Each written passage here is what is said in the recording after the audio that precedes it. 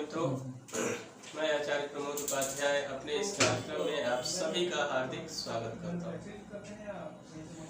मित्रों, आप सभी के समक्ष उपस्थित हूँ। आज बात करेंगे देवगुरु बृहस्पति, जो कि पहले से ही अपने मूल त्रिकोण राशि यानी कि धनु राशि में विराजमान है। लेकिन पहले जो उनकी गति थी वह वक्र गति से चल रहे थे, लेकिन अभी वह मार्गी होने जा रहे हैं।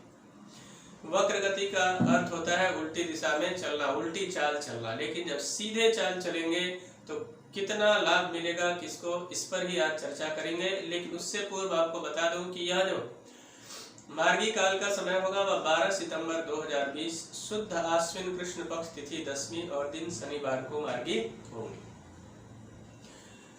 वहीं कार्तिक शुक्ल पक्ष तिथि पंचमी दिन गुरुवार 19 नवंबर 2020 तक धनु राशि में मार्गी रहेंगे। उसके पश्चात राशि को परिवर्तित करके और मकर राशि में प्रवेश करेंगे।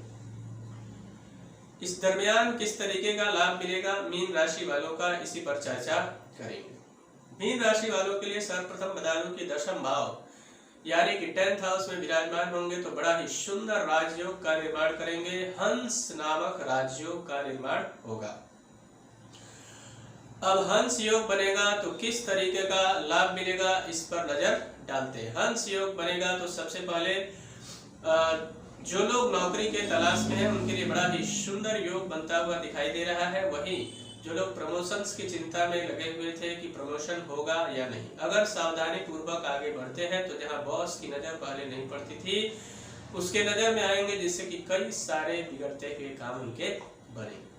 पॉलिटिकल फील्ड में जो लोग हैं उनसे भी बेहतर संबंध और साथ साथ में उनकी भी तरक्की का पूर्णतः योग यहाँ पर बन रहा है। एक बात का विशेष ख्याल रखना होगा आपको, इस बीच पिता से संबंध खराब ना हो, इस बात का ध्यान रखना है। उसके साथ साथ एक बात का और भी ख्याल रखना है आपको कि किसी काम को करते समय सावधानी बरतें, अन्यथा आरोप प्रत्यारोप के आप शिकार हो सकते हैं। इसलिए सावधानी घटी और दुर्घटना घटी, इस बात का ख्याल रखते हुए आगे बढ़ना होगा।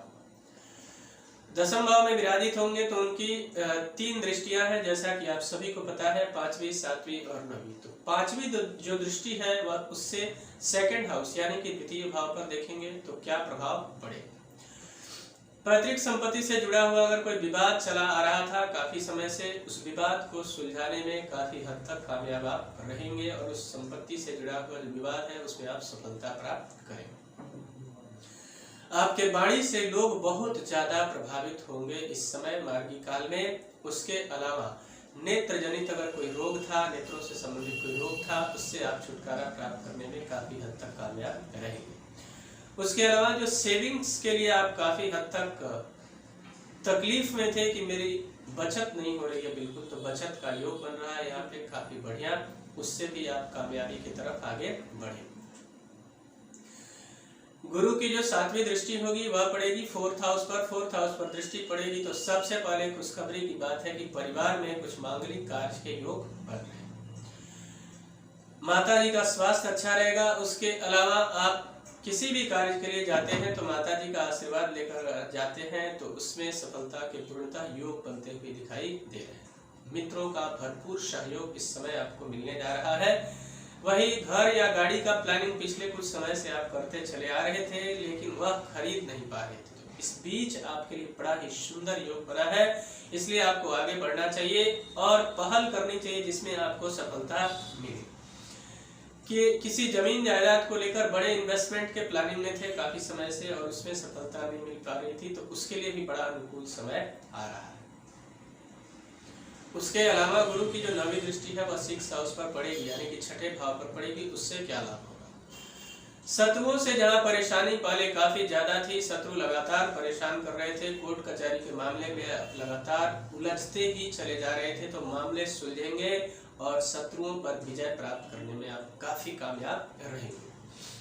उसके अलावा कई बार आप कर्ज के बोझ के तले दबते जा रहे थे, जिससे कहीं न कहीं छुटकारा का कोई रास्ता आपको नजर नहीं आ रहा था। तो नए नए रास्ते बनेंगे और आप कर्ज चुकाने में काफी हद तक कामयाब रहेंगे। और यदि आप कर्ज लेना भी चाहते हैं तो इस समय अगर आप कर्ज लेते भी हैं तो उस कर्ज को चुकाने में कामयाब रहेंगे। उसके अलावा पुराने रोग से आप ग्रसित हैं किसी भी तरीके के, तो उस रोग का निदान कहीं ना कहीं आपको मिलेगा, जिससे आपका स्वास्थ्य उत्तम होगा और जीवन में मिलेंगी कई सारी खुशियां।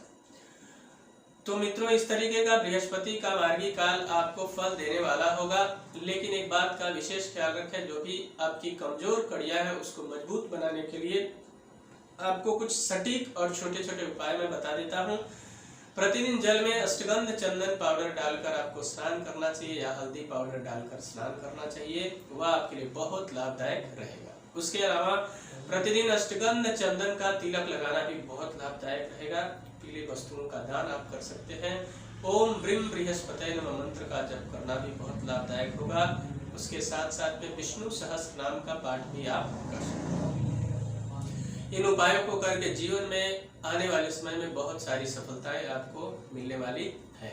मित्रों, अगर आप अपने पर्सनल लाइफ या प्रोफेशनल लाइफ में किसी समस्या को लेकर बहुत ज्यादा परेशान हैं और उस समस्या का आपको समाधान नहीं मिल पा रहा है, या फिर आप अपने जन्म कुंडली का विश्लेषण करवाना चाहते हैं, आप हमसे संपर्क करके और उस समस्या का समाधान प्राप्त कर सकते हैं। तब तक के लिए इजाजत दीजिए। नमस्कार।